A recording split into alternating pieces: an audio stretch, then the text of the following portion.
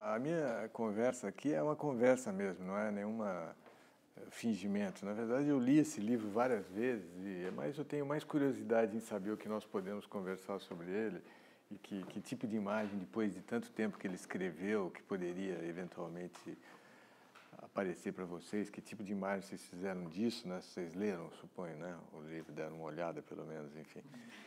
Porque esse livro, mesmo quando eu dou, às vezes, em classe, assim, eu faço sempre isso, assim, de dar de vez em quando esse livro, sempre continua o mesmo, o mesmo espanto dos primeiros tempos, né? Quem já leu esse... Bom, falar um pouco sobre o Jorge Maltner. O Jorge Maltner, ele é muito conhecido no Brasil, vocês sabem, ele faz, sobretudo como cantor e compositor. Pelo menos uma música dele não é um one hit wonder, como se diz, mas é uma música que é verdadeiramente quase mítica no Brasil, que é o Maracatu Atômico, que é sempre regravada, tem milhares de regravações. A última, mais famosa, foi a do Chico Science, A Nação Zumbi, não sei se vocês já viram. Mas acho que a dele ainda talvez seja uma das mais impressionantes, né? Mas além dela, ele tem outras que são muito conhecidas e que são muito impressionantes. Talvez outra, o que o Caetano Veloso gravou, fez sucesso, chamado O Vampiro. Essa é uma das mais famosas. Mas ele tem infinitas músicas e muitos discos. É um cara assim prolífico, completamente prolífico.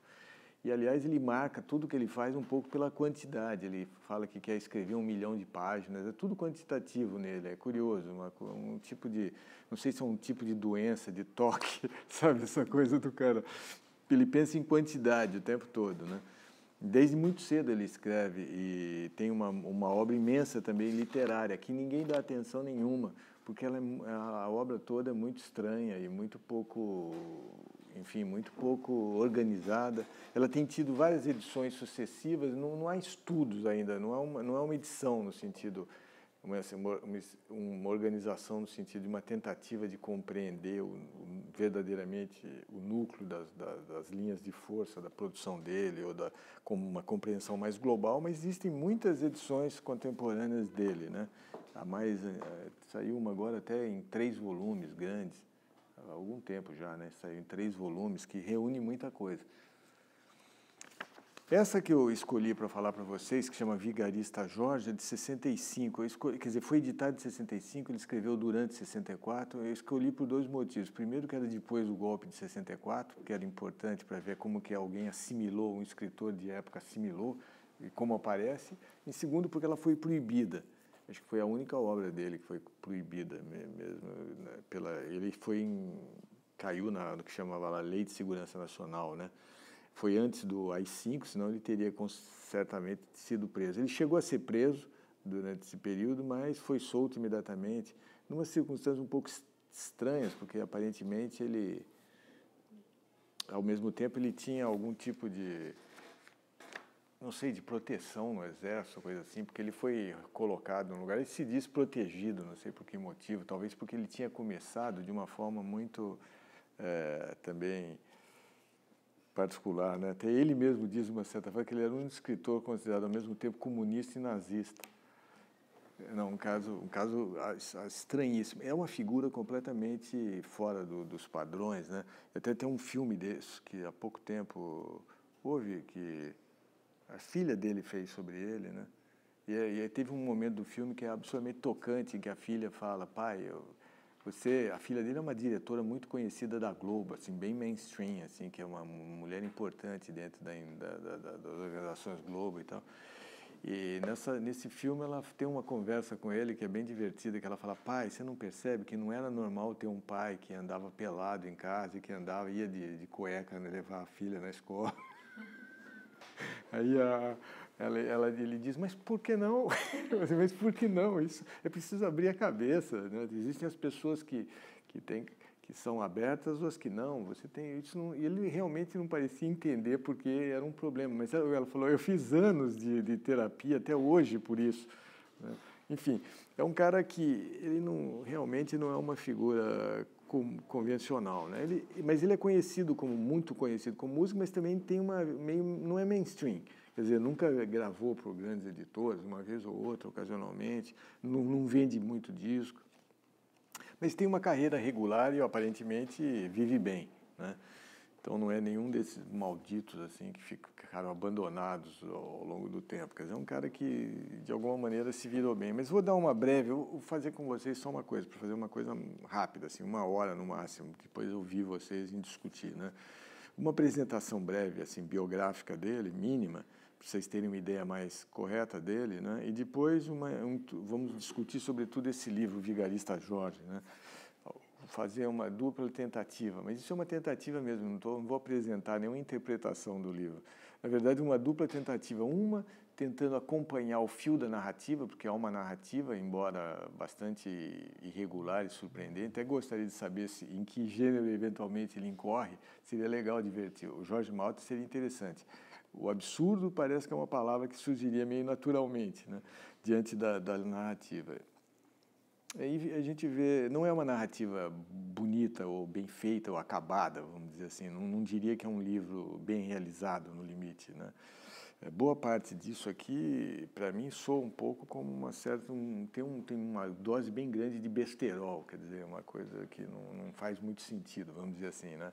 Mas isso nós vamos pensar um pouco. Mas vou tentar fazer uma linha narrativa, que é uma coisa mais difícil de fazer, porque isso talvez que eu pudesse fazer de melhor serviço para vocês e para nós, para pensar futuramente, porque não é fácil acompanhar a linha narrativa do texto, uma vez que praticamente não há. Mas eu fiz um esforço mínimo aí de reconstrução e ver se a gente consegue. E de outro lado, nós podemos um pouco pegar um pequeno trecho, talvez inicial, e verificar um pouco o estilo narrativo dele, a coisa mais da forma como ele vai montando, né? Mais a elocução, vamos dizer assim. Podemos fazer essas duas tentativas para ver se resulta alguma compreensão do Maltner. Mas não é nenhuma tentativa, de qualquer maneira, de transformar ou de trazer para vocês ou apresentar um grande autor. É só um autor estranho, que é importante, sobretudo, pela influência que ele tem, digamos, tanto na música como mesmo na literatura, sobre outros autores, né? Porque ele acaba tendo um diálogo, por exemplo, claramente com o José Agripino de Paula, né? E alguns outros que nós podíamos pensar. Bom, o Maltner, o nome dele verdadeiro é Henrique George Maltner, na verdade é George mesmo, como em inglês, né? Ele nasceu em 41 no Rio de Janeiro, mas na verdade os pais dele mas ele era filho, ele praticamente nasceu no Rio, a mãe dele já veio grávida para o Brasil, era iugoslava, católica, como ele faz sempre questão de dizer, o pai era judeu austríaco. E ele vem para o Brasil, nasce logo depois da chegada como imigrante aqui, o pai fugindo do nazismo, né? Ele vai para o Rio de Janeiro, nasce ali, né, onde ele logo que chega nasce, e vive ali até 7 anos de idade, e depois vai para São Paulo, porque a mãe se separa do pai, e ela vai para São Paulo, que ela casa com um alemão, que era o primeiro viola da Orquestra de São Paulo, que era a grande orquestra sinfônica, né, do Brasil, e ele vai para lá, ele é um violinista importante, ele casa, vai para lá, e ele é criado em São Paulo, né? Lá em São Paulo ele estudou num dos melhores colégios, o Dante Alighieri, um colégio sobretudo de imigrantes. Você também? Eu não, mas meu marido estudou. Exato, é um colégio importante, um colégio de imigrantes um pouco enricados, italianos sobretudo, né? Exato, que todos eles são, então, e ele vai para lá. Ele tem parentes alemães, ele também tem parentes italianos. O Maltner também tem uma descendência lá da mãe que é italiana, né? Iugoslávia, vocês sabem, a Itália tem 1000 correlações lá, ele tem parentes italianos. Ele faz esse colégio, é expulso a uma certa altura, e ele funda ali, junto com o Zé Roberto Aguilar, que vocês conhecem, o Zé Roberto Aguilar é um poeta, um pintor pop lá, brasileiro, que tem algum sucesso, é vivo ainda, tinha uma banda que fez sucesso como cantor também, fez uma banda chamada Performática, é irmão de um grande crítico brasileiro de artes plásticas, Nelson Aguilar, ou seja, um cara bem enfronhado assim lá em São Paulo, nesse mundo das artes plásticas e da literatura, o Zé Roberto Aguilar. Ele junto com fundam lá um partido que eles chamam Partido do Caos. Isso ainda adolescente, com 14, 15 anos. Partido do Caos, caos com K, que ele vive fazendo questão de dizer caos com K, ele diz, como se isso fosse uma revelação epifânica sobre a coisa, muito diferente para ele do caos com C, que ele detesta. É Partido do Caos com K. E aí eles fazem, mas eles são rapidamente. Ele tem uma série de histórias sobre ele mesmo, eu não acredito em nenhuma, francamente, para vocês. Ele tem imensas histórias sobre si e ele conta isso em todos os livros e conta para os jornalistas, ele tem certeza sobre isso. Eu não acredito em nenhuma delas, então, portanto, eu não vou nem falar sobre quais são. São todas absolutamente incríveis, em que ele se vê sempre de uma maneira muito importante, superior, criador, precursor de tudo, né? Mas, enfim, o certo é que ele foi, de alguma maneira, cooptado pelo Mário Schemberg, que era um grande físico, que era o principal representante do Partido Comunista em São Paulo. E ele foi cooptado para entrar no Partido Comunista e ele é, até hoje, membro, ele é membro do Partido Comunista e entrou para lá junto com o Aguilar, né, que são dois completos loucos aqui, não sei, não vamos passar por aí, que eles dois estão vivos e vão me dizer qualquer coisa, mas enfim... Ele e o Aguilar são membros do partido, é um partido comunista muito aberto. Pensar que o Mário Schemberg, que também se interessava por Tai Chi Chuan, Zen, artes de vanguarda, primitivismo africano, quer dizer, era um cara que era uma das cabeças do Partido Comunista em São Paulo, né? Quer dizer, é um partidão completamente incomum, né?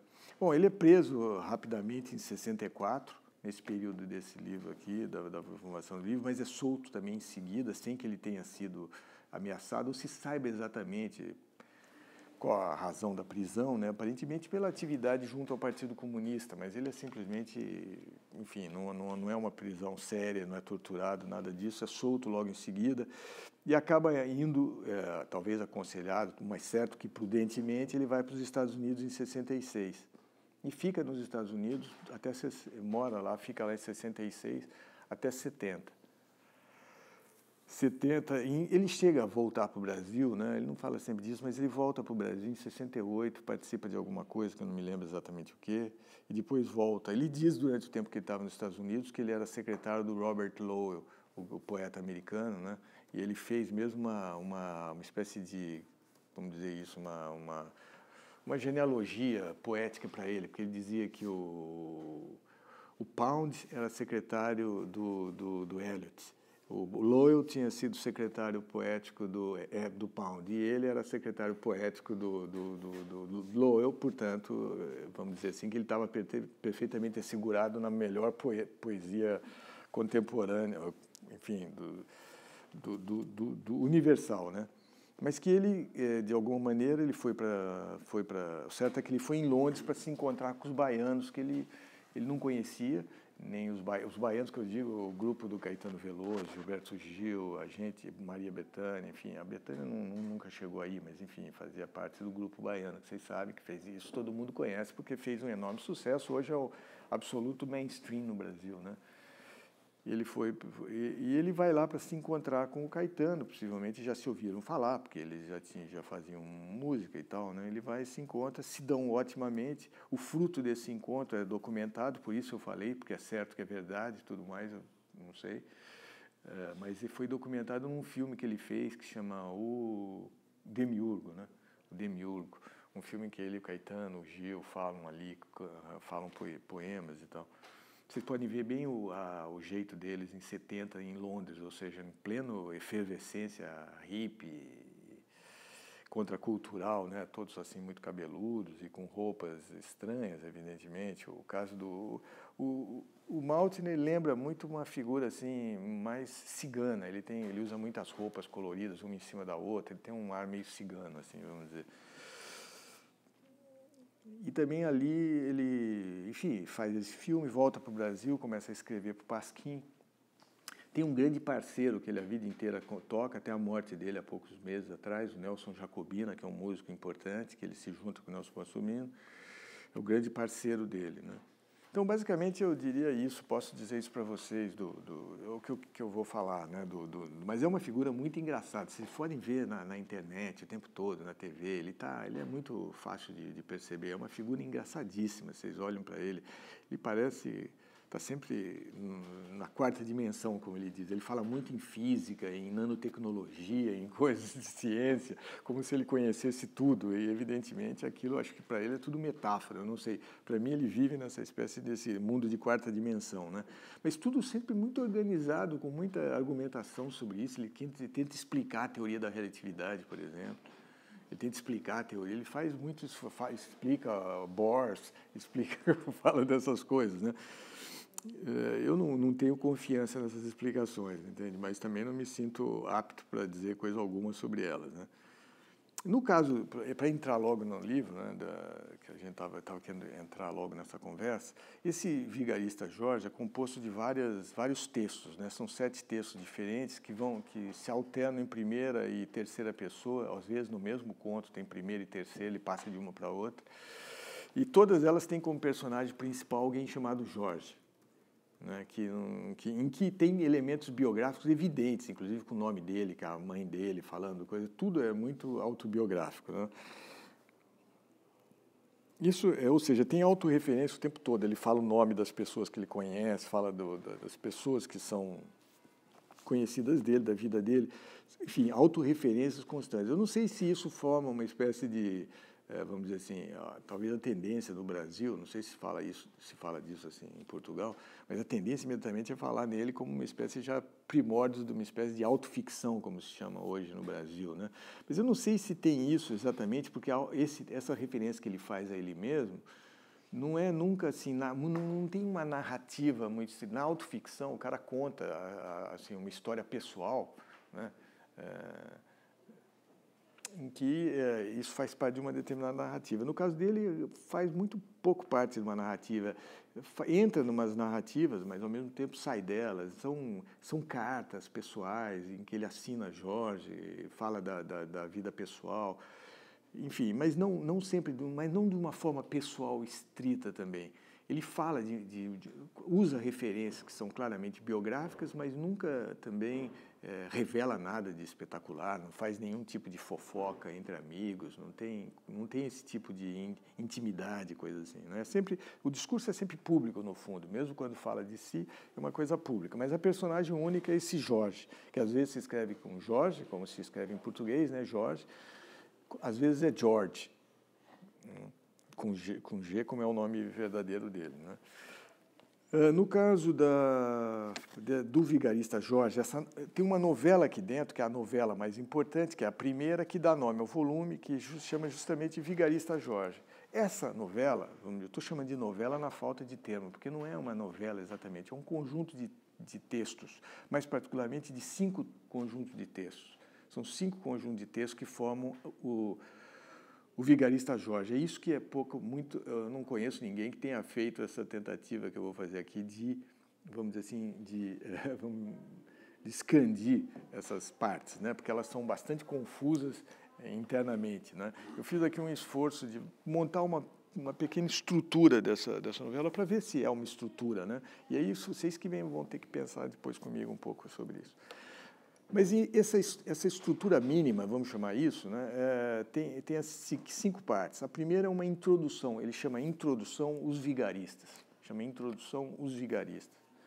A segunda, que é uma parte que tem uma narrativa mais ou menos acompanhável, vamos dizer assim, uma narrativa relativamente fácil de acompanhar, relativamente mesmo. A segunda é uma coisa que chama Parte 1. Então, tem uma introdução e uma parte 1. Vocês estão vendo que tem um esforço claro de montar uma estrutura, né? Uma introdução com um título, uma parte 1, que ele chama parte primeira em algarismo romano. Quer dizer, parece tudo muito organizado. A terceira parte chama carta. É uma carta que basicamente é uma carta de amor a uma namorada, né? Pelo menos a uma amada, que vocês vão ver a história dela, chama Relu, Regina Lúcia, que ele chama de Relu.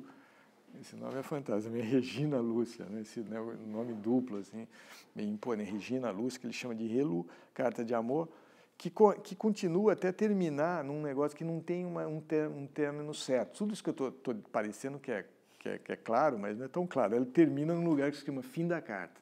Mas só que na fim da carta tem 3 outras cartas pelo meio. São 3 cartas que tem dentro dessa carta. Até que escreve fim da carta, nós sabemos que acabou essa parte. Uma quarta parte não tem título. E também é compreensível só assim, sacando um pouco a partir de dentro, né? Que é uma espécie de... não tem nome, portanto, podíamos chamar de uma outra narrativa, parece um outro núcleo narrativa, que seria um narrativo de Jorge. Também é um Jorge, né? Em terceira pessoa. Essa daqui é diferente da primeira, porque ela não está a primeira está em primeira pessoa, essa aqui está em terceira. Narrativa de Jorge, né? Que termina num lugar que chama, até um lugar que ele chama assim, fim sem fim, pois começa um mundo novo. Então, fim sem fim da narrativa do Jorge termina a quarta parte. E uma quinta parte, que o nome é uma data, na verdade, como se fosse um diário, né? Chama Rio, 22 de junho de 62. Rio, 22 de junho de 1962. Que é uma narrativa em primeira pessoa, também primeira e terceira alterna aqui, que um pouco dá adeus a primeira pessoa se despede, vamos dizer assim, uma primeira pessoa que começa, se despede, e aí volta o personagem Jorge em terceira, que apresenta como se fosse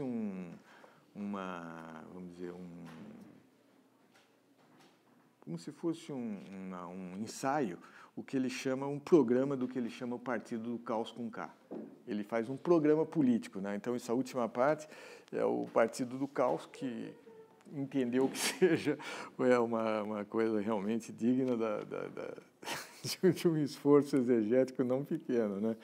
Mas, enfim, tem muito dele basicamente, vou tentar antecipar aqui, só para vocês terem ideia, o que ele chama de Partido do Caos é basicamente uma espécie que ele chama de marxismo místico, né? Vamos dizer assim, que ele cruza basicamente referências marxistas, que ele conhece, que ele leu, pelo menos nas sessões do partido que ele participou, ele tem algumas referências, certamente, e, de outro lado, várias outras referências orientais, tipo yin yang, tarô, alquimia, cabala, entra tudo que vocês pudessem imaginar, né? Tudo fazendo parte do que ele chama de introdução à quarta dimensão, né? Então, esse marxismo místico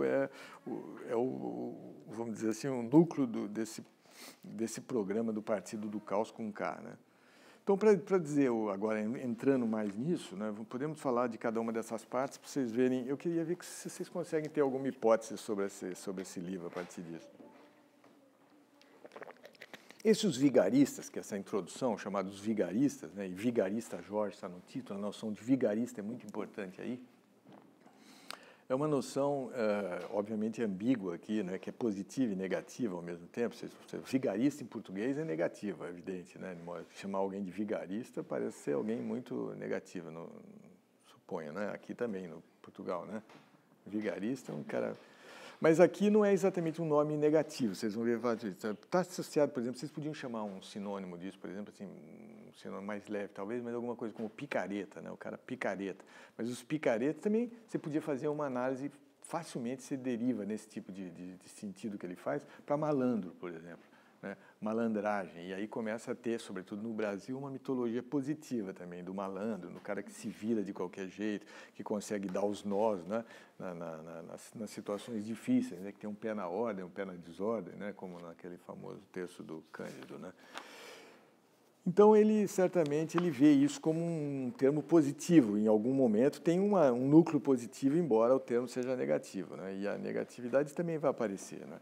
Bom, basicamente a história é o seguinte, vou falar da introdução, tá bom? A introdução à história é o seguinte, vejam bem, isso foi um esforço não pequeno meu aqui, por isso eu vou ter que falar para vocês. A história é o seguinte, num dia cinzento, que bate um vento frio, essas noções são importantes, tanto o dia cinzento quanto o vento frio e também a chuva, porque isso é absolutamente recorrente e determinante em todas as narrativas dele. O vento frio, a chuva, que ele associa, se vocês quiserem a interpretação dele, ele diz que é fundamental, porque foi que ele levou muito susto, que ele nasceu no Rio, que era sempre sol, e tinha uma babá, que era a Baba Orixá, né, que era uma negra que o criou e que sempre mostrava o mundo risonho, feliz, alegre. Ele foi para São Paulo e tomou um choque, porque lá chovia o tempo todo, fazia frio, ventava. Então, essa história é o impacto do frio, das coisas que são desagradáveis, da angústia, de todos esses elementos afetivos que também se juntam aí. Então, todas as narrativas são isso, todas têm isso. Então, e, ao mesmo tempo, o caminho é sempre o caminho um pouco de aceitação quer dizer, a percepção do caos e das contradições, da superação das contradições vai sempre nessa direção de conseguir incorporar, estou antecipando para vocês a coisa geral, mas basicamente de tentar conseguir entender o dia cinzento, o frio e compreender essas coisas todas, deixar que de alguma maneira você seja preenchido por esse frio, essa angústia, e é só aí que você realmente se torna capaz de ocupar esse lugar importante no caos, né? Então assim começa, sempre no cinzento, frio, não tem cor geralmente, quando as cores aparecem são cores frias, né? Azul, verde, e aparecem em alguns lugares. E essa personagem, em primeira pessoa, anda por uma estrada, né? Aí, então, e ela está em busca de um feiticeiro. Numa certa altura, você descobre que ela está em busca de um feiticeiro. Está andando ali nesse lugar hostil, essa estrada um pouco... Tem de um lado o mar, né? Possivelmente, de um lado o mar, do outro lado a cidade. E aí ele aparece no meio do caminho, de repente, uma menininha, ele se interessa por ela, ela é muito gentil, ele resolve adotá-la como filha. Ele simplesmente, não, a partir de um certo momento, ela se torna filha. Ele vê essa menina, ele admira, tem vontade de adotá-la, ela precisa de um pai, e eles se juntam perfeitamente nessas duas carências ali, né? Durante o caminho com essa menina, ao longo desse estrada, ele começa a destilar vários discursos assim, de um certo ódio anti-burguês contra a sociedade de consumo e pensa em se suicidar várias vezes, como essa sociedade cada vez mais é nefasta e tudo mais, o capitalismo fala vários discursos contra e faz vários... E ameaça suicidar.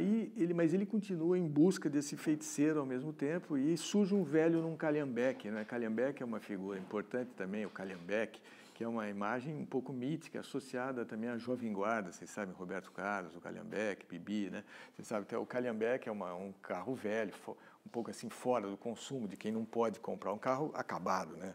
Destruído, né? Um calhambeque. E, ao mesmo tempo, tem o seu charme, porque também é um carro alternativo de um jovem e tal, né? Então, surge um velho nesse calhambeque e esse velho diz que se chama Chorim, que era justamente o feiticeiro que ele buscava esse tempo todo. O velho aparece no calhambeque, o Chorim se apresenta e ele fala, bom, é você que eu buscava e tal. Aí eu queria saber, eu quero que você me ensine, eu quero ser seu auxiliar de feitiçaria. Eu quero te ajudar na feitiçaria. O velho diz que, na verdade, ele não sabe nada de feitiçaria, que ele só fingia que ele fazia para ajudar as pessoas. Vocês leram essas coisas, né? Vocês leram, não leram isso?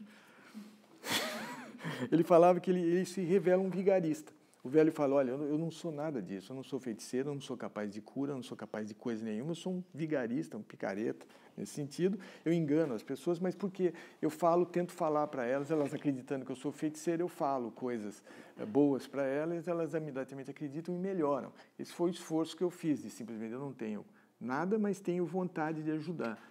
Mas agora eu tive um grande fracasso, o velho afinal confessa, né? Enquanto eles vão para a casinha do velho, né? Que é um casebre, sempre assim, um casebre, uma coisa assim. E ele falou que já não fazia mais porque ele tentou salvar um menino, né? Que é a grande questão dele, um menino que apareceu lá para ele, mas que ele não conseguiu, que tudo que ele falou para o menino foi inútil, o menino morreu e ele fez um túmulo para o menino atrás da casa, né? Da casa dele, desse casebre tem um túmulo, né? E todos vão visitar o túmulo desse menino, ele, o velho, a menina e ele. E aí eles assistem, aí eles todos comem, dormem, todos eles, e quando vão dormir, todos sonham com o menino morto, né? Todos eles sonham com esse menino morto. E isso daqui eu estou rindo, porque de fato não é uma narrativa tão... Eu estou fazendo claro, eu estou dizendo claro para vocês, mas isso é exposto de uma forma mais confusa do que essa que eu estou contando. E aí ele diz, o menino morto, todos sonham com ele, né? O narrador é importante porque o sonho de cada um é o que eles imaginam do menino, né? O narrador, por exemplo, que é esse que busca ser o Jorge, esse que busca ser o feiticeiro, auxiliar de feiticeiro, né? Ele sonha que no túmulo do menino apareceu uma bandeira vermelha que ele chama dos Estados Socialistas Brasileiros. Em cima do túmulo apareceu uma bandeira chamada Estado Socialista Brasileiro. É claro que isso tem um humor incrível também, eu estou contando meio rindo, porque, embora é contado sem nenhuma tentativa, é tudo muito seriamente, né? Mas tem um humor evidente, né? Estados Socialistas Brasileiros, né? Como se fosse a União Soviética, né? A União das Repúblicas Socialistas, né? Também União... Então tem uma espécie de sonho stalinista, não, socialista brasileiro, né? E junto com nesse túmulo, além disso, aparece vários, tem uma bandeira vermelha, né? Vários prédios de plástico que ele vê, prédios de plástico, todo assim, um mundo de plástico, né? E também uma máquina atômica que é aplicado para o bem, na verdade, no caso, e ressuscita o menino. Esse é o sonho que ele tem. Então, um mundo assim de tecnologia, plástico, ou seja, matéria, como chama? Matéria industrial, né?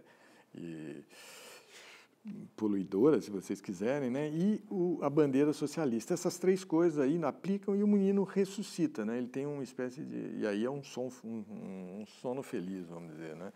A menina sonha que o menino ressuscita também e que o menino a pede em casamento e que a beija. Ela tem uma espécie de sonho romântico, assim, um sonho de amor que ela projeta no menino, né? E depois o velho sonha que o menino morto era ele próprio, que ele que era o menino morto, né? Que estava ali. Aí eles ouvem, depois cada um deles conta o sonho um para o outro, né, que percebem que cada um sonhou com uma coisa, bate na porta. Quando eles abrem a porta, é o menino morto que aparece, obviamente, que aparece ali, né, que tinha ressuscitado de fato e que vem para lá, sobretudo, para pedir para eles uma coisa, que é para que eles salvassem imediatamente a mãe dele que se encontra moribunda. Na verdade, a história do velho, o velho tentou salvar o menino, mas agora o menino reaparece para pedir para que eles salvem a mãe dele, que eles precisam, que eles têm essa missão absoluta de salvar. Aí o velho, com quanto tenha dito que não era mais feiticeiro, eles se juntam, os três vão lá, né? Na verdade, não é os três, né? Eles ficam muito, mas o velho não quer ir, porque ele já teve o fracasso, não quer fracassar, ele fala, eu vou no seu lugar. Ele ocupa o lugar do feiticeiro, então ele vai como feiticeiro junto, e a menina também vai, a filha vai junto com ele para tentar salvar a mãe, né? E aí ele encontra a mãe, que está em estado muito deplorável, muito fraco, sem nenhuma razão, não se sabe por quê, num outro casebre, paupérrimo, assim, ela está morrendo, e ele começa a dizer que, na verdade, ele diz que é o pai do filho dela, que voltou, finalmente, né, que voltou para ficar do lado dela para sempre, e que ele vai ficar ali, que ele também trouxe uma filha, e que eles vão formar uma família feliz para sempre, que é ele, a mulher moribunda, o menino e a menina que ele tinha trazido. E conta isso, e a mulher tem uma espécie de surto de alegria, a mulher vibra assim, de uma alegria magnífica, tem uma coisa assim, inclusive, e morre de tanta felicidade. Morre de felicidade. Ela morre de alegria, literalmente, né? Aí o narrador, como ele tinha dito isso, ele leva a sério a palavra que deu e adota o menino também, né? Adota o menino que fica sendo o filho dele. E aí, junto com o velho, ele passa a atuar para ajudar as pessoas. Ele achou que ele foi relativamente bem sucedido, já que a mulher morreu de alegria, e começa a fazer sempre isso, ajudar outras pessoas junto com o menino e a menina. Até que, de repente, num dia, quando a fama dele se torna grande, como a do antigo Chorinho, ou ganha alguma dimensão, aparece um guarda lá, um policial, uma mistura de polícia e demônio, de exército e demônio, é uma figura meio de quarta dimensão também, aparece de repente e o prende, como vigarista, como alguém que estava enganando as pessoas, né? E aí eles vão para a cadeia e são torturados, todos eles são torturados e o velho morre na tortura. Isso, evidentemente, contado em 64, por mais maluco que tudo isso seja, né? De alguma maneira, falar em tortura e morte em 64 começa a ser um pouco, tem alguma afronta aqui, né? E ele é solto, mas depois ele é solto, ele volta para a estrada. Nessas alturas a menina já sumiu, o menino também. Ele volta sozinho para a estrada e ele encontra um guerrilheiro. Aí já é um guerrilheiro da luta armada, ou seja, já claramente alguém que das várias organizações, vocês sabem, políticas no Brasil que foram para a luta armada contra o parecer do Partidão, né, o Partido Comunista, né, que era contra a luta armada, sempre foi a favor do diálogo, da conversa, enfim, um discurso mais realista, o realpolitik ali em relação aos militares, né, e parecia, para os jovens em particular, parecia um negócio completamente concessivo e oportunista, né, enfim. Mas esses vários grupos de esquerda armada, né, que haviam por ali, né, todos eles foram dizimados, né, até 70, eles foram todos liquidados, né, quer dizer, ou foram presos, ou mortos, ou que não... E os grupos desistiram, né, foram muitos exilados e tal, como vocês sabem. Enfim, foi um fracasso redundante a ação dessa guerrilha do ponto de vista objetivo, né, vamos dizer. Mas, enfim, ocupou a boa parte do imaginário das pessoas que, como eu, estudavam naquela época e que achavam que isso era um destino absolutamente heróico, né? Enfim, ele encontra esse guerrilheiro que o convida a participar da luta armada. E ele ganha uma metralhadora, que era um pouco a história mais importante assim, da discussão na época no Brasil, a coisa da metralhadora, da arma, que aparece em muitas das narrativas dos guerrilheiros da época. Quer dizer, como que eles aprenderam a usar arma, foram fazer treinamento de guerrilha, usavam os especialistas que vieram de Cuba, da União Soviética, enfim, os manuais de guerrilha, né? Tinha a luta armada feita por sobretudo, era feita por dois grupos, né? Um grupo que era mais massista, como se dizia, ou seja, mais de tentativa de convencimento e de construção de uma espécie de discurso popular, iam nas fábricas, se empregavam como operário, iam para o Nordeste, por exemplo, no sertão, e ter como voluntário do Mobral para ensinar a ler e escrever e tentar compor, aos poucos, uma espécie de mobilização consciente da população, e os grupos mais militaristas mesmo, né, cujo nome mais importante, vocês sabem, que é o Lamarca, né, que foi capitão do Exército, que era um grande atirador e tudo mais, e vários grupos que se associaram a esse grupo. Não, mas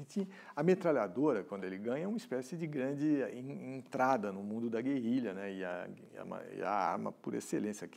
Quando eles conseguem, boa parte a grande questão era ter armamento, porque eles não eram muito parco nas armas, né? Eles tinham capacidade de enfrentar o exército deles, objetivamente, era nenhuma.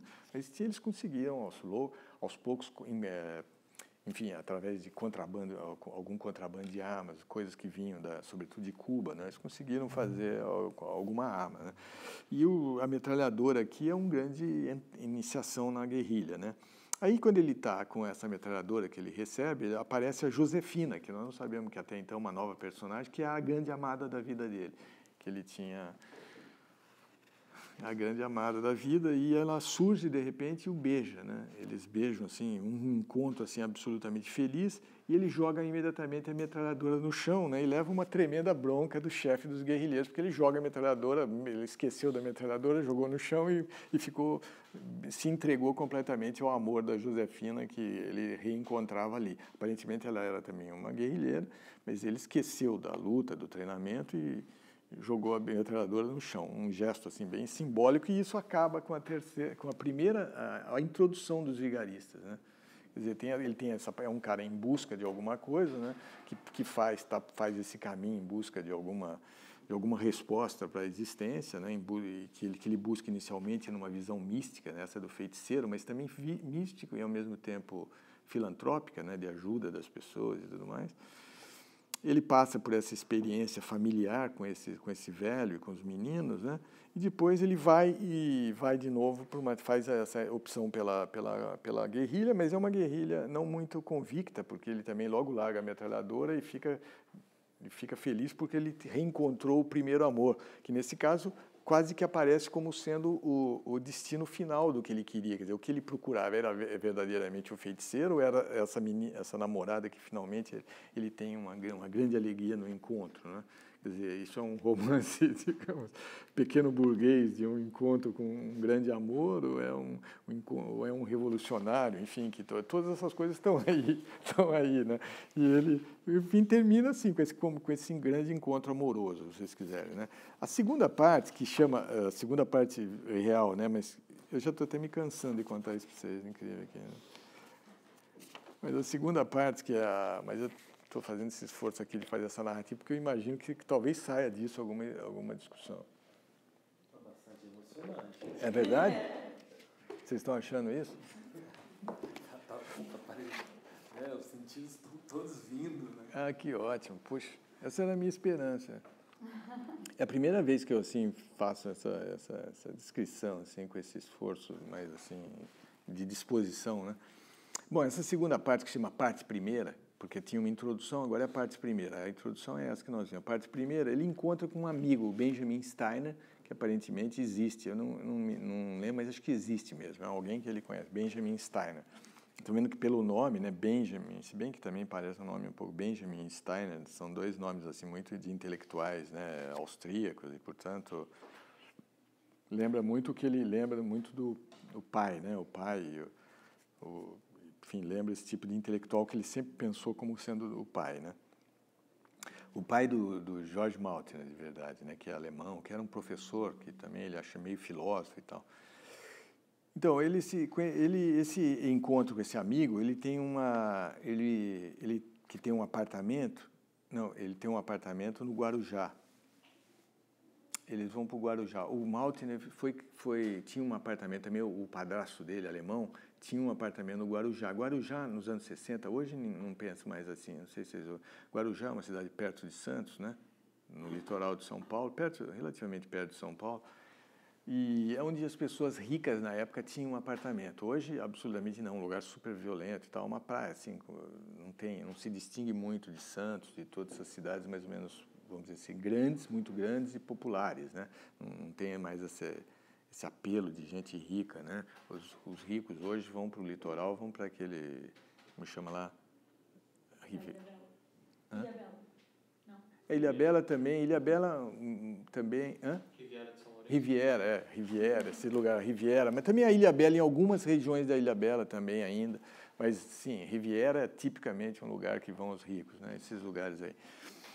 Então, seria uma coisa como essa, mas é uma cidade mais constituída do que seria aí, porque Riviera, no fundo, é só um condomínio, é um negócio louco, quer dizer, estéreo, exato, não é o caso. Guarujá era uma cidade mesmo, uma cidade só que com prédios e tudo mais, muito mais animada, né, então não corresponde a isso.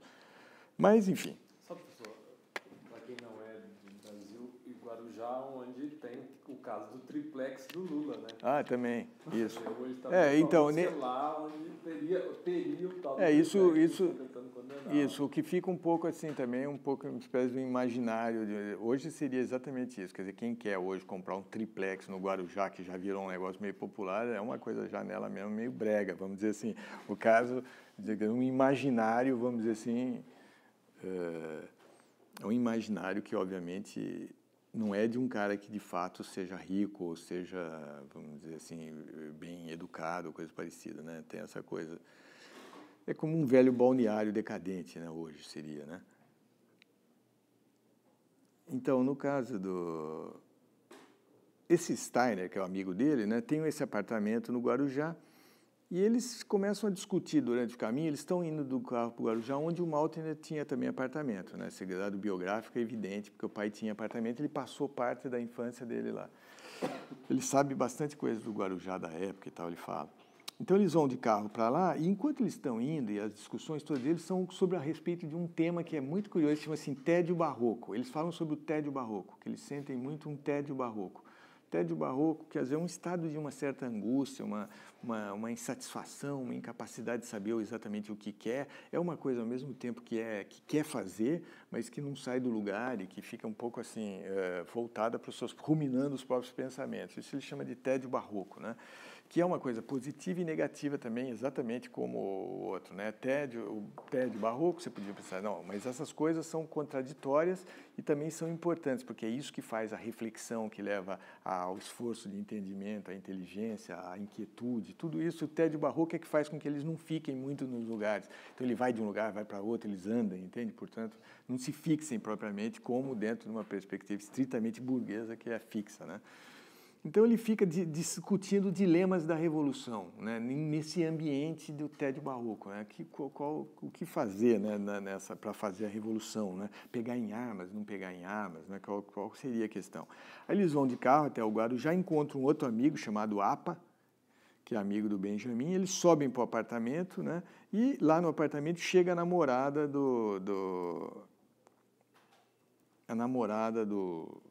dele, né, uma namorada do Benjamin, que chama Noeli. Aí ele fala, eles todos se cumprimentam, se reúnem e tal, e ele fica fazendo uma declaração de amor a uma Josefina. Josefina, se lembra, daquela revolucionária que ele abraçou, ele fica fazendo declarações de amor a Josefina, mas ela não está mais lá. Ele lembra sempre dela como o amor dele por ela é grande, né? Aí ele desce sozinho, ele deixa os amigos lá, e desce e vai dar uma volta nas rochas do Maluf. As rochas do Maluf é um dos lugares mais característicos de Guarujá. Todo mundo conhece a rocha do Maluf. A rocha do Maluf é um lugar que, como no Rio tinha nos anos 60, não é exatamente, mas enfim, é um lugar que iam os jovens, né? A rocha do Maluf, um lugar, uma espécie de grande rocha que tinha lá, que se podia ficar ali tomando sol, né? Olhando a paisagem, vendo as coisas, né? Então os caras iam ali, talvez puxar fumo, coisas desse tipo, né? E então ele vai para a rocha do Maluf. É como no Rio de Janeiro um pouco, talvez equivalesse aí ao Barato da Gal, né? As dunas da Gal, né? As dunas do Barato, vocês sabem ali o lugar ali no Arpoador, né? Que fica, onde fica chamava Dunas da Gal, porque a Gal que começou a ir frequentemente lá e juntava todo mundo em torno da Gal Costa, né? E ali o lugar do barato, da droga e tudo mais. Né? De vez em quando, enfim, onde as pessoas de família não deviam ir, vamos dizer assim, porque ali, na verdade, estavam os filhos das famílias, de família, justamente aquelas que tinham dinheiro, estavam todos ali na Duna do Barato. Então, ele lá, quando ele vai para a Rocha do Maluf, começa a lembrar do João Sebastião Bar.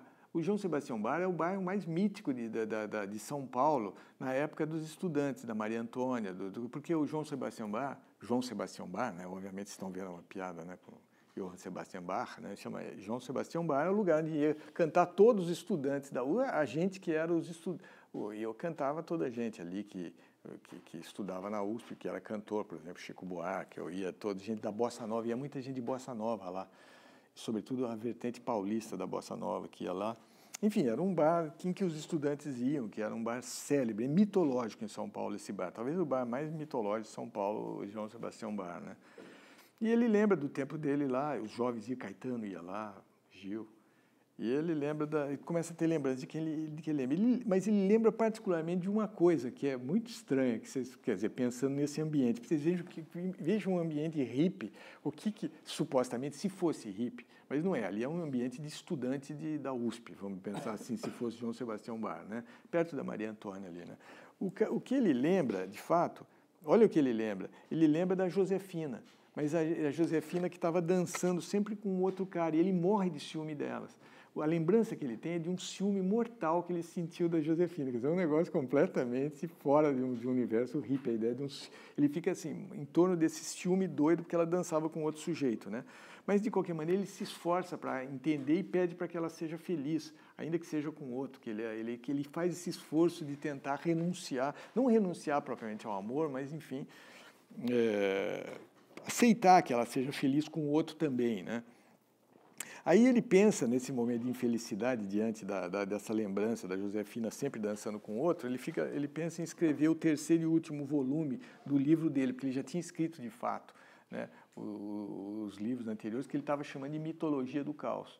Os livros anteriores, já tinha escrito 3 antes do Jorge, ele era novíssimo, né, começou a escrever com 17 anos, por essa altura que ele tinha. Ele nasceu em 41, né?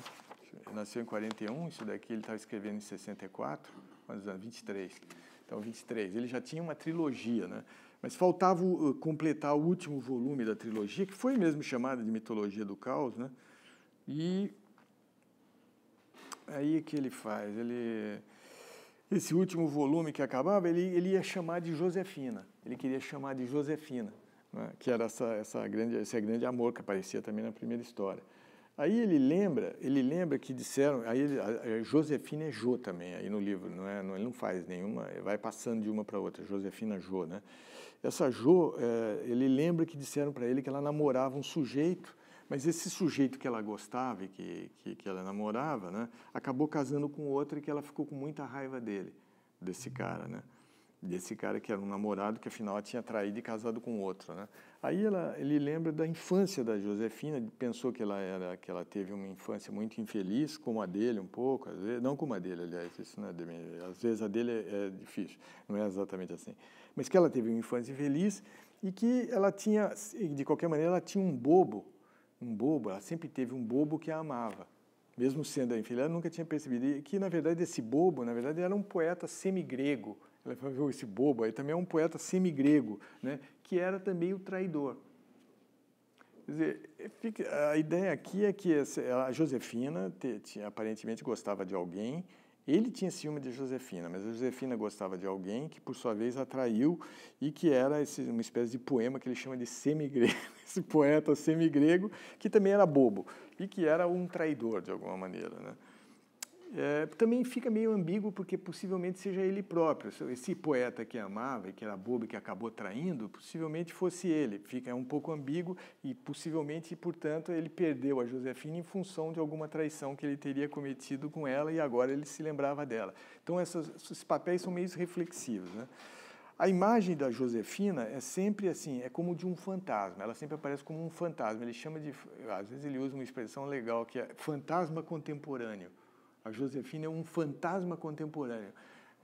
Tem outros fantasmas que ele chama de fantasma antigo. Por exemplo, uma mulher que aparece num casebre. Mas, por exemplo, essa daqui é um fantasma contemporâneo. Aquela mãe que estava lá era antiga, aquela que ele cuidou, né? Essa daqui é um fantasma contemporâneo. E ela está sempre, nas imagens, esse fantasma dançando coladinha, né? Como se dizia, coladinha, com aquele rapaz. Aquele rapaz que nós não sabemos exatamente o que dá ciúme nele, né? Aí ele fica se perguntando onde ela está, se está em São Paulo, né? Se está em algum outro lugar, fica perguntando onde ele está, e aí ele vai para casa, ele lembra que ele está lá na Rocha do Maluf, né? Na frente do apartamento lá no Guarujá, lembrando de tudo isso. Aí ele vai ele vê que tem um casebre lá na rocha que ele não tinha notado. E aí essa é uma casa, na verdade, que está cheia de musgo, é feita de pedras e está toda coberta de musgo, era difícil de ver, ele percebe que tem. Aí ele vê uma porta, bate na porta, né, e é aberta por alguém muito antigo. Aí é um fantasma antigo que aparece lá, né, alguém muito antigo que abre a porta. E o fantasma contemporâneo está na memória, né, na vida ali. Diante dele está alguém que aparece muito antigo. E aí aparece uma mulher que tem a cara toda ensanguentada diante dele, né, com cabelos negros e a cara cheia de sangue. Aí ele leva um susto assim e a primeira ideia que ele tem é que é a mãe dele. Então ele imagina ser a mãe, mas ele fala que não pode ser a mãe. Ele grita que não, se rebela. Ele não diz que não é a mãe, ele grita que não é a mãe. Um pouco ele se rebela contra a ideia de que seja a mãe, porque a mãe era uma coisa para ele sempre muito vital. E aquela mulher não tinha essa expressão, esse sangue na cara, que parecia muito mórbido, muita coisa que não podia ser a mãe. Aí ele pergunta, imediatamente ele tem quase que um reconhecimento e pensa que é a Josefina. Ele pensa que é a Josefina. Aí também tem uma nova revolta contra ser a Revoltinha, ele diz que não é, porque ela está com essa cara coberta de sangue, ele não consegue reconhecer, não vê se é a mãe e não vê se é a Josefina, né?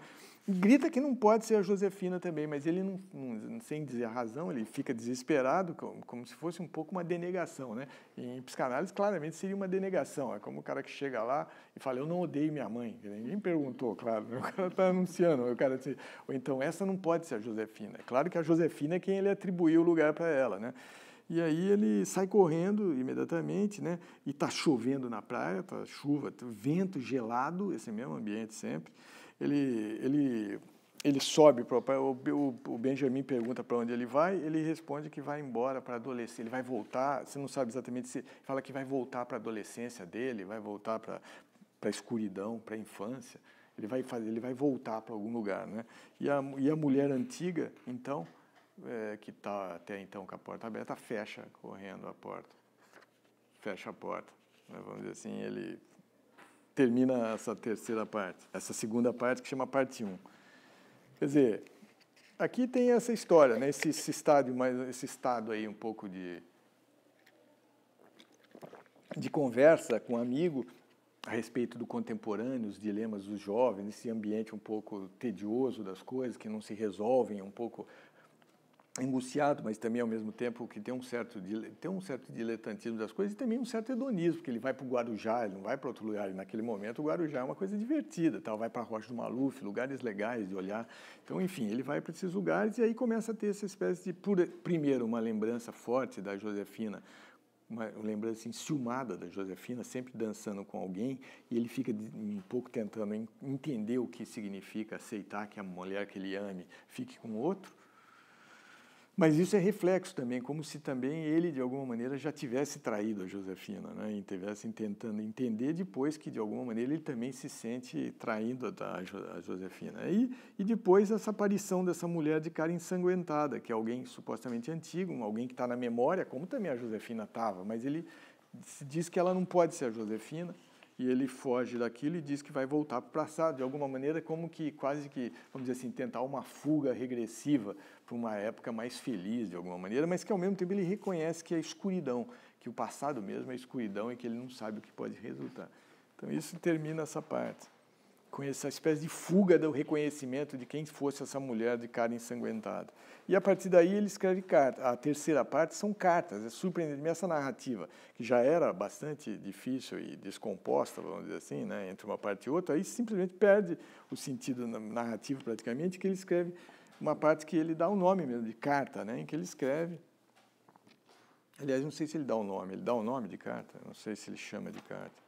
Deixa eu ver se ele chama de carta. Isso eu preciso ver aqui, é importante aqui. Porque... Não, ele não chama de carta. Ah, chama, ele põe carta. Chama de carta.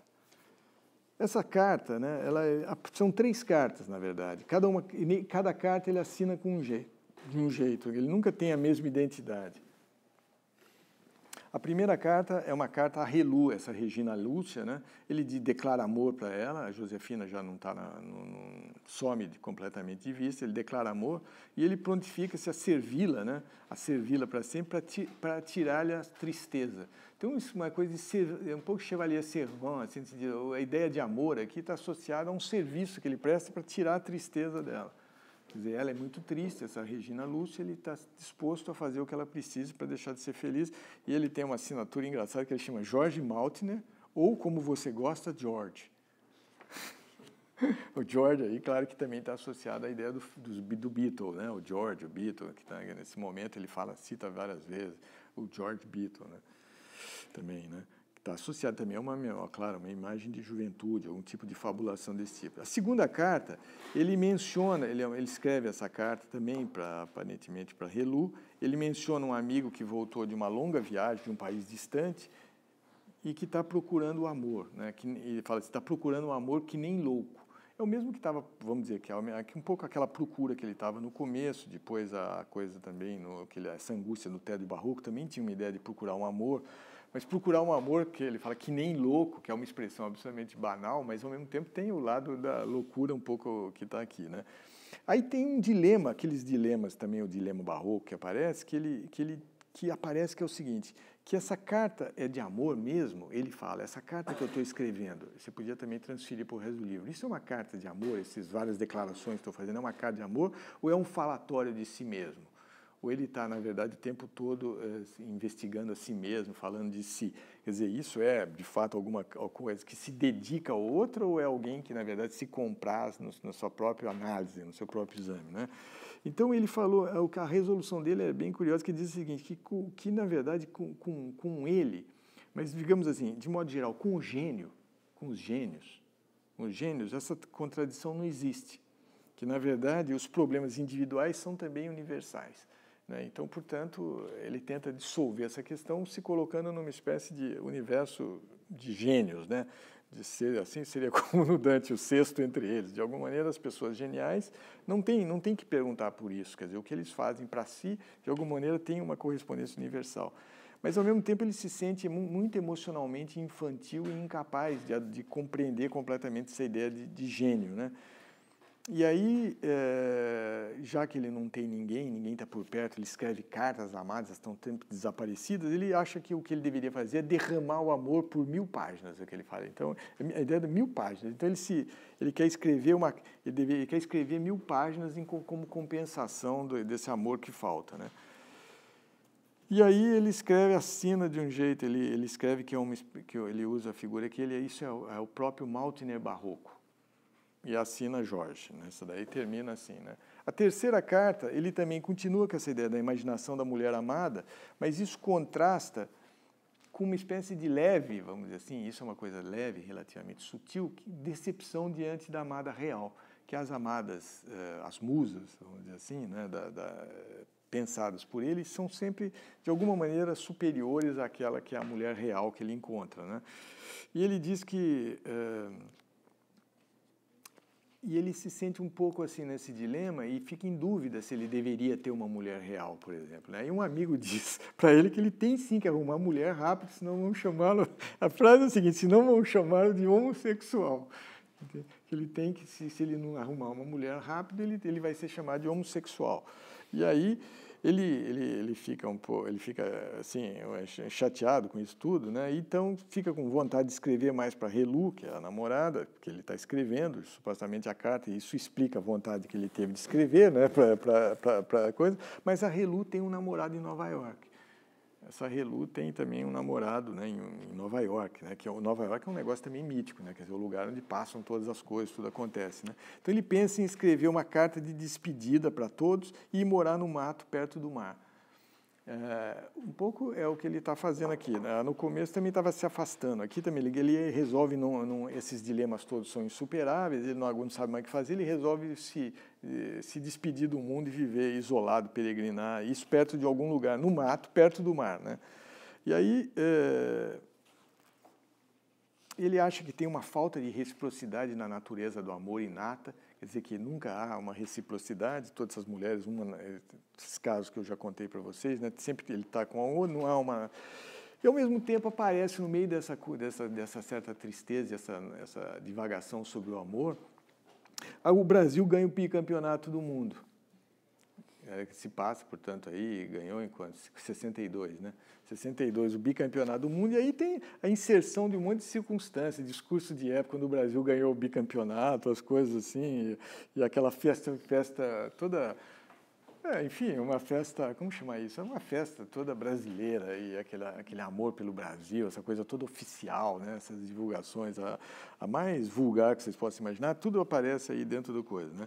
E aí ele diz que ele acha, diante disso, dessa felicidade que aparece contrastando com essa vaga angústia que ele sente, essa melancolia das coisas perdidas, ele percebe que a questão é harmonizar os opostos. A resposta está em harmonizar os opostos. E harmonizar os opostos, né, significa, para ele, na formação que ele teve, fazer basicamente duas coisas, né? Juntar o materialismo dialético marxista com a espiritualidade hindu. Quer dizer, esse contraste que ele sentiu nos afetos, ele acha que tem que resolver também na teoria e juntar o materialismo dialético marxista com a espiritualidade hindu, que aparentemente ele conhece materialismo dialético marxista no que ele cita, nos termos, e a espiritualidade hindu é um pouco vago, é uma coisa assim, é como aquele se oriente rapaz do Gilberto, vai para o Oriente, né? Sabe, os orientes do período final do hippie, nós estamos aqui nos anos 60, bom, enfim, aqui não é final, mas ele já está orientado, digamos, para essa perspectiva oriental, né? E aí ele faz um projeto que é de escrever 1 milhão de páginas. Então ele quer escrever 1 milhão de páginas para produzir essa síntese entre o marxismo e a coisa. E ele assina então George Maltner, né, que também completa. Pela primeira vez ele assina George Maltner inteiro. Ele assinou na primeira, mas diz: como você gosta de George, agora só George Maltner, né? E com isso acaba as cartas, né? E ele passa para a quarta parte, que seria a narrativa de Jorge. Jesus Cristo, isso aqui não acaba mais. Eu preciso... A quarta parte. Vocês querem que eu continue a ler essas coisas aqui? Ou não?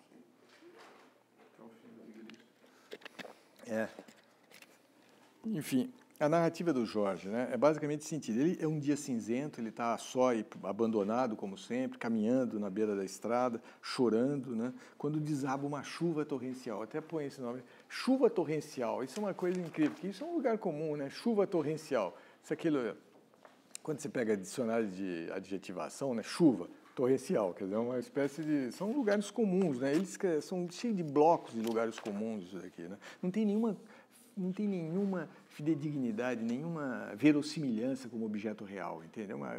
São lugares. E aí a chuva torrencial se abate sobre ele e ele está esperando um amigo, T, que não se sabe que T, que aqui corresponde, né? Um amigo T, que pede para que ele volte para a cidade, porque ele está decidido a abandonar todo mundo, todos, viver no mato para sempre, virar um ermitão, né? Aí o amigo pede para ele voltar, o Jorge diz que ele é culpado por não amar as pessoas, não saber amar, ele só ama de fato as personagens dele e aquilo que é a criação dele, todo o amor que ele revela, na verdade, é um amor que nunca é completo e que ele tinha que pagar por isso. E que por isso ele tinha que se afastar da gente, né? Ou tinha que ser castigado. Não sei se afastando ou também escrevendo 1 milhão de páginas, enfim, mas faz parte do castigo, né? Aí ele vai dormir, mas e quando ele vai dormir, está aquela chuva torrencial abatendo sobre todos os lugares, dentro aparece uma figura, uma imagem bastante impressionante, que é aparece uma motocicleta e alguém que ressuscita. E ele fora, enquanto ele está dormindo, aparece essa cena externa, mas que é uma cena externa, mas como pode estar passando no sonho dele, evidentemente, né? Naquele momento aparecem as coisas e a pessoa na motocicleta que aparece, que sai do meio da terra, assim, reaparecendo, é o James Dean.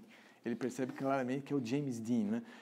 Podia ser o James Dean ou o Marlon Brando, enfim, mas é o James Dean que ele reconhece, é o próprio James Dean, que é uma figura absolutamente também, é um ícone, não é uma figura mais real, né? O James Dean era um sonho para essa geração, era a ideia mais viva de juventude, né? De um novo mundo que aparecia e tudo mais, né? Muito além da interpretação que ele fazia, ele era mítico nele mesmo, né? E aí o James Dean surge, né? Isso aqui, evidentemente, para quem vê o Zé Agripino, né? Isso aqui é muito antes do Agripino. Você vê que essa coisa aparece, de alguma maneira, esses mitos, esses ícones, né? Que são também mitos hollywoodianos, né? Que já são parte do universo industrial da cultura, faz muito parte do mundo pop, né? Mas que faz parte desse imaginário que ele assimila. O James Dean ressuscita, né? Do lado de fora e...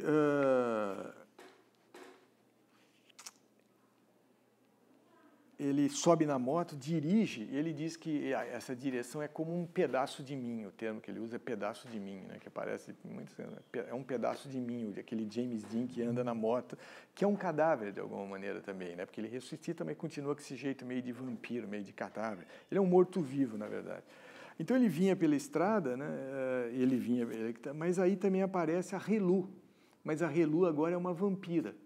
A vampira, tem o James Dean, vem o James Dean e aparece a vampira, uma vampira de cabelos negros, despenteados. Exatamente, os cabelos negros era daquela mulher ensanguentada, não se lembra, quer dizer, tem um rebatimento aqui claro daquela lá, né? É uma vampira, né, que usa cabelos negros espessos e usa guarda-chuva preto.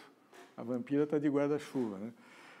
Aí a Relu chega no casebre que ele está, ele abre e ela diz para ele que ela ama de fato alguém em Nova York.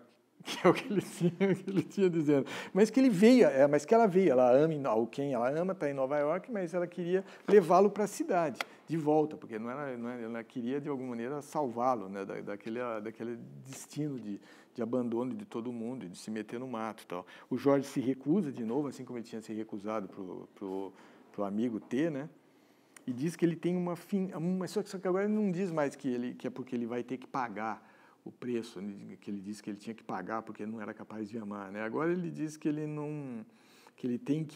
tem uma missão, ele diz que a missão é fundar uma nova religião de bandeira vermelha, a nova religião da bandeira vermelha. Obviamente, bandeira vermelha, aqui não tem nada aqui é muito difícil. Os símbolos são mais transparentes impossível. A bandeira vermelha do comunismo, a missão dele é criar a religião do comunismo, né? Que faltava isso. Aí a Tea e a Relu, mais ou menos, são assim, seduções, né, da amizade, se vocês quiserem interpretar aqui, talvez, e da amada, né, do amor, do sexo, como vocês quiserem, que de alguma maneira afastam ou tentam atraí-lo para a cidade e tirá-lo dessa missão que ele se determina. Mas ele se recusa, né? E ele sente o que ele descreve como sendo um romantismo mórbido. O que faz todo isso, cuja melhor imagem é justamente a do cadáver do James Dean que vai se putrefazendo na chuva. Enquanto ele anda e guia, ele vai se putrefazendo e ele acha que isso é ele, na verdade, né? Esse romantismo mórbido. E aí ele lembra, olha só a analogia, para vocês entenderem como funciona esse tipo de composição do Malte, né, que está nas letras dele. E quando ele está tendo essa ideia do cadáver putrefato, né, que se move, né, e ao mesmo tempo é pleno de juventude, como coisa, ele tem uma imagem da vitória de Stalingrado. é a grande imagem que ele tem, que é uma imagem que aparece muitas vezes nele, que é da bomba atômica. Nisso ele é igualzinho o David Lynch, né? Que o Lynch faz assim, mais a bomba atômica. Tudo é no Lynch, revém para a cena primordial no Lynch é a bomba atômica. Nele é uma delas. Aliás, tem uma cena famosa que ele conta muitas vezes, o Maltner, de uma forma muito irônica, e você pode um pouco imaginar o ambiente brasileiro desse período, quando ele faz uma música dele, tem várias músicas dele que cita a bomba atômica, né? E aí a Nara Leão falou para ele, mas que tem a ver isso, bomba atômica com o Brasil? Isso não tem nada a ver, quer dizer, mostra um pouco, ele fica falando muito meio maldosamente isso, né? Rindo, mas um pouco maldoso, mostrando exatamente como são a Nara Leão, que fazia parte da Jeunesse Doré ali, um pouco do Rio de Janeiro, né? Os novos compositores tal, e mesmo da Tropicália que ela participou, né? E ele diz, no entanto, acho que é uma espécie de isolamento, né, nacionalista um pouco, que acha que não tem nada a ver com a bomba atômica, um pouco o tipo de mentalidade que... E aí ele se isola ainda mais, né, por conta disso, né. Mas ele lembra de Stalingrado, aí no caso, né, que vocês sabem, foi a grande batalha da Segunda Guerra, morreu aí, dizem, mais de 1 milhão de mortos, né, não se sabe quanta gente morreu, né, quando os nazistas tiveram, assim, talvez essa primeira derrota histórica, quer dizer, um pouco, talvez, a primeira grande marca de que eles podiam ser derrotados tem aí, né? Quer dizer, então, aí tem uma espécie de derrota do nazismo e ele se lembra ao lado desse romantismo mórbido, em que esses cadáveres, essas mortes todas, né? E o James Dean andando de alguma maneira. Aí o James Dean ressuscita, de fato, né? Ele aparece... Ele estava putrefazendo, mas ele reaparece, ele entra dentro do Jorge, né, que fica, de repente, alegre e tem uma visão de um futuro no mundo livre. Ele tem uma espécie de... Ele encarna, o James Dean encarna um pouco nele e ele tem uma espécie de visão feliz, né? E aí ele conta coisas, ele passa a contar coisas, possuído talvez pelo James Dean, ele passa a contar coisas que são totalmente biográficas, que todo mundo sabe. Ele fala que a vida dele, que ele era um playboy místico, que de fato ele era playboy, porque o pai era um judeu triste, niilista. A mãe era uma eslava cheia de vitalidade, o padrasto era alemão, que era violinista da orquestra, que era muito bom. Começa a falar, assim, notícias da vida dele, né? E aí diz que, na verdade, isso deveria encerrar o que ele chama do mundo mórbido dos vampiros. Esse mundo da morbidez podia ser encerrado. Ele termina com uma frase engraçada, né, que chama assim, fim sem fim, pois começa um mundo novo, aquela que eu falei para você já, fim sem fim, pois começa um mundo novo. O mundo novo em que ele, possuído pelo James Dean, de alguma maneira, abdica de toda desse mundo mórbido dos vampiros. E aí tem a última parte, que seria a parte, vamos dizer assim, da resolução do caso, que é datada, né, Rio, 22 de junho de 62, em que ele se descreve como em estado de vampirismo. O estado de vampirismo quer dizer o seguinte, que ele é um comunista incompreendido, por exemplo, né? Quer dizer, um tipo de comunista bem particular, como vocês estão vendo, né? E que ele luta pela religião nova de um mundo livre do capital. E aí, depois disso, essa primeira pessoa desaparece e começa uma nova história, que é a última, né? Que um menino, quer dizer, aí é uma cena parecida com a do início, um menino pergunta para a mãe, um menino está com a mãe, e ele pergunta, passa um senhor, né, de barbas e guarda-chuva preto. O guarda-chuva preto que tinha a Relu lá antes, né? Esse senhor passa e ele passa pela casa e some na estrada. Aí o menino pergunta para a mãe onde ele vai. A mãe não responde nada. Aí surge o carro passando, que é o da Relu e do T, os dois que foram lá convencê-lo de não abandonar o mundo, né? E passa o carro também que desaparece. E que também desaparece logo. 2 passagens do carro diante do menino, né? E o Jorge aparece ali junto com o menino. De repente ele fica ali com o menino. Tá ele e o menino conversando, os dois vão embora. Tanto o velho, né, de barbas negras, sei lá, talvez um demônio, alguma figura qualquer, né? E de outro lado vão embora os dois. E ele fica sozinho com o menino. Aí ele se diz o seguinte, o Jorge, agora é a terceira pessoa, o Jorge que é o herói, para vocês entenderem. Esse Jorge diz o seguinte, está terminando. Ele diz que ele sente-se imensamente grato ao Jorge Amado, porque foi com ele que ele aprendeu o marxismo, as aulas de marxismo. Jorge Amado, você sabe, tinha os primeiros livros dele, não sei se vocês leem, são livros que têm quase manuais no meio do livro, né? Tem aulas, são livros, ele mescla, né, a narrativa com lições básicas do marxismo, tem coisa assim bem didática até, né? Ele fica muito grato pela leva, que isso fez com que ele transcendesse o ambiente romântico mórbido burguês em que ele foi criado. Esse que era o playboy místico anterior que ele vivia, né, em que esse ambiente dele, que ele foi criado em São Paulo, com gente, esse ambiente romântico alemão, né, mórbido e burguês, sempre muito burguês, né, todos os lugares que ele está falando aqui é de um mundo de gente que tem uma certa grana, que é uma classe média bem, vamos dizer assim, não é rico exatamente. E aí ele diz que a partir daí ele entendeu o que seja a dialética do caos. E aí ele vai dizer que a dialética do caos é uma perspectiva, que ele vai dizer, é um socialismo, um tipo de socialismo que, sobretudo, pensa a liberdade para a América Latina. E o Partido do Caos com K é basicamente uma religião de sexo livre, amor livre, né? Basicamente o amor livre aqui é uma coisa com componente hippie, óbvio, né? O amor livre e coletivo, sempre tem que ser o amor livre e coletivo, porque tem que evitar qualquer tipo de individualismo e de intimismo, que são as duas pragas burguesas no amor, né? O intimismo, aquele ciúme, tudo aquilo que nós temos, assim, e o individualismo, né? Essa coisa de simplesmente cuidar de si mesmo, né? E esquecer do coletivo. Então, certo, o sexo é livre e coletivo, né? As grandes orgias aqui, uma emoção trágica da vida, diante da vida, que ele fala, que supõe, sobretudo, o dinamismo de tudo, né? E aí ele escreve uma frase que eu acho misteriosa, nunca soube de ninguém que chamou atenção para isso, por isso eu vou falar para vocês, essa frase é mortal. Ele escreve uma frase assim, a emoção trágica, que é o dinamismo de tudo, ele fala assim, até da tortura que faz suar e gritar e chorar e ficar com muito e terrível medo. Quer dizer, ele incorpora até a tortura que faz suar e gritar e chorar. A tortura, você podia falar, uma tortura individual, uma tortura da angústia, que também faz sentido, né, que faz produzir medo, mas também a ideia de tortura que faz suar e gritar e chorar, obviamente você está num momento que a tortura é real, é literal, e não é também só fantasia, não é uma metáfora.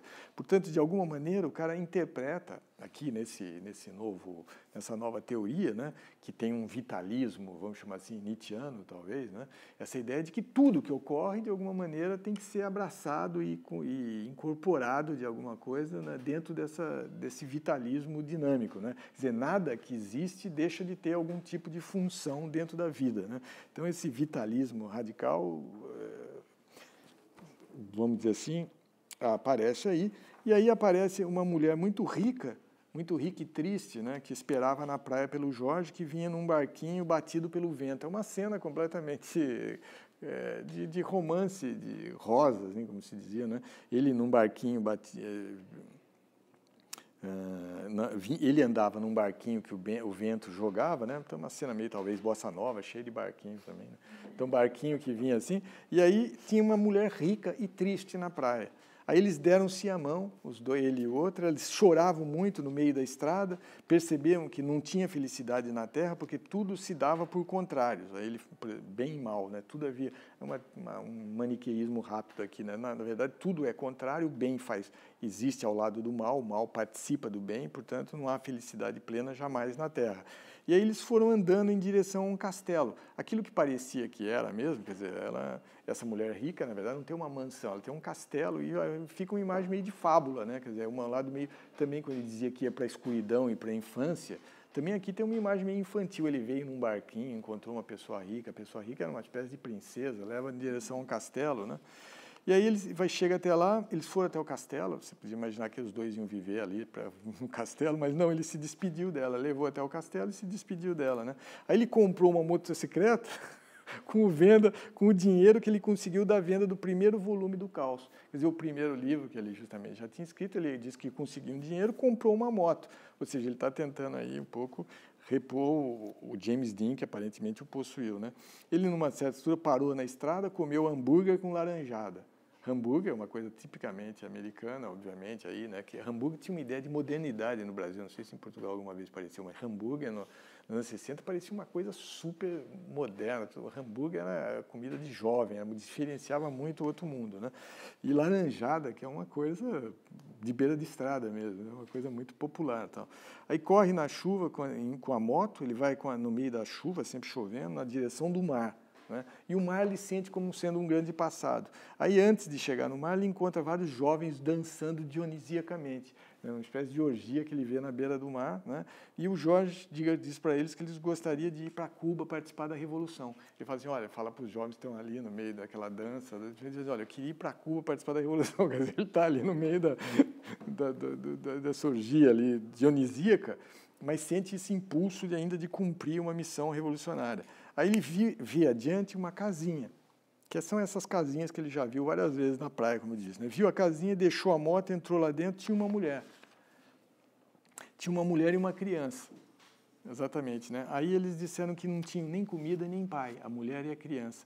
Aí o Jorge sente muita dor, ele fica muito infeliz por eles, que não tinham pai, né? E diz para a menina que ela será feliz. Ele faz uma espécie de profecia, não, mas fica calma que você vai ser feliz, você ainda vai encontrar. Aí ele sobe na moto e não fica ali, você tem que pensar, bom, agora ele vai virar de novo o pai, como ele se pretendeu no primeiro momento, mas ele não, ele desiste, ele diz isso, dá uma mensagem de felicidade, diz à menina que ela será feliz, sobe na moto e não sabe qual é exatamente o destino, se é para o mar. Ele não sabe se ele tem três destinos claramente nomeados a partir das muitas imagens que ele faz. Uma é o mar, ir em direção para o mar, tomar, não sei se um barquinho, avançar em direção ao mar desconhecido, ir para Cuba, uma outra hipótese, né, e lutar a favor da Revolução Livre, ou se matar.